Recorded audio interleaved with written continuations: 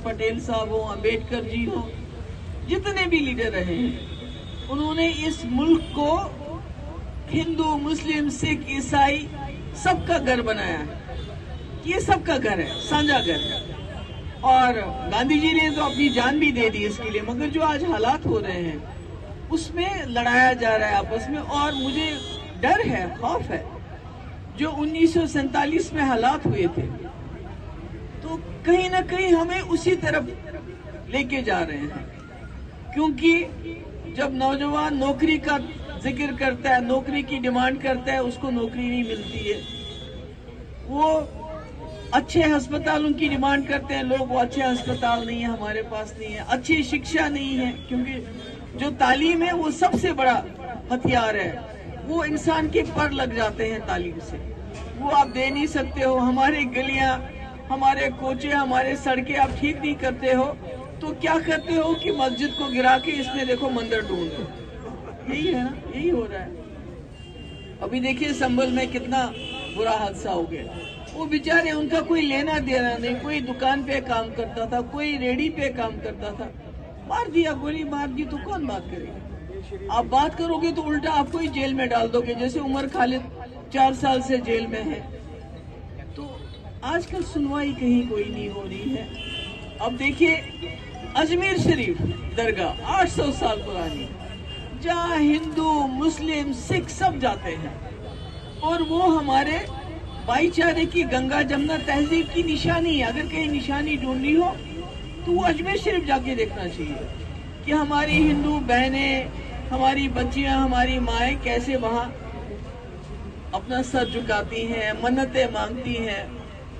और दूसरी तरफ से मुसलमान होते हैं, तीसरी तरफ से हमारे सरदार भाई होते हैं। तो ये, इससे बड़ी मिसाल कोई नहीं हो सकती हमारे मुल्क में। उसके पीछे भी पड़ गए कि उसको भी खोदो, उसके नीचे भी देखो शायद मंदिर निकल आए। तो मुझे समझ नहीं आता है कि ये कब तक चलेगा।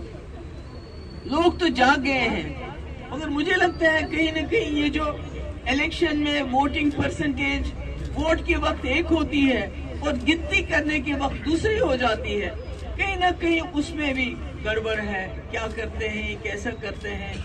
एक स्टेट छोड़ दी ताकि अपोजिशन बात ना कर सके, तो इसमें भी शक है। और इलेक्शन कमीशन इसमें कोई जवाब नहीं देता है। अगर 6 बजे जब वोटिंग बंद हुई, परसेंटेज अगर 58 थी, 3 घंटे के बाद वो 68 कैसे होगी, और काउंटिंग से पहले वो 70 कैसे होगी? तो ये मुझे लगता है ये भी कहीं ना कहीं लोगों को जागना पड़ेगा, इसके बारे में सोचना पड़ेगा। क्योंकि अगर हमारा मुल्क भी हमसाया मुल्क जैसा बन जाए, अभी देखिए बांग्लादेश में बहुत बुरा है, वहाँ हमारे जो हिंदू भाई हैं उनके साथ बड़ी ज्यादती हो रही है, जो हमने सुना है।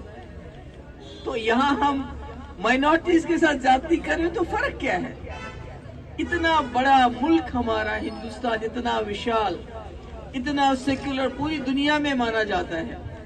तो जब हम में और बांग्लादेश में कोई फर्क ही नहीं रहेगा, हमारे यहाँ हम माइनॉरिटीज को तंग करेंगे, उनकी मस्जिदों को तोड़ के शिवलिंग ढूंढेंगे।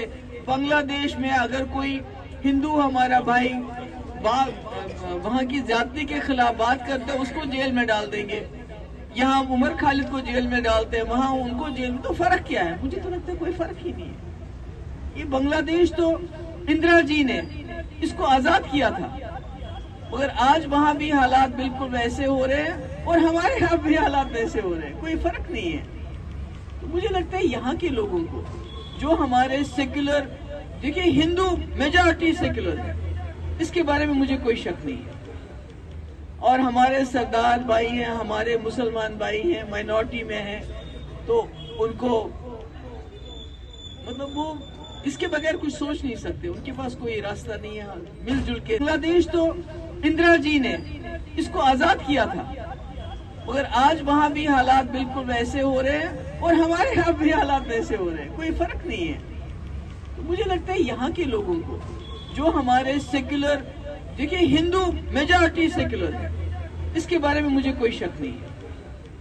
और हमारे सरदार भाई हैं, हमारे मुसलमान भाई हैं, माइनॉरिटी में हैं, तो उनको मतलब वो इसके बगैर कुछ सोच नहीं सकते, उनके पास कोई रास्ता नहीं है, मिलजुल के रहना है हम लोगों ने। तो ऐसे में मैं सोचती हूँ कि जम्मू की एक बड़ी एक इम्पोर्टेंस है।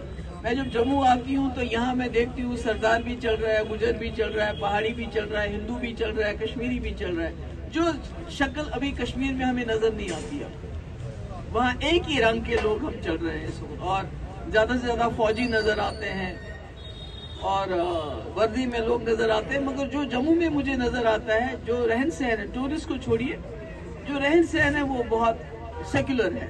तो इसलिए मुझे लगता है जम्मू के लोगों की बहुत बड़ी जिम्मेवारी है।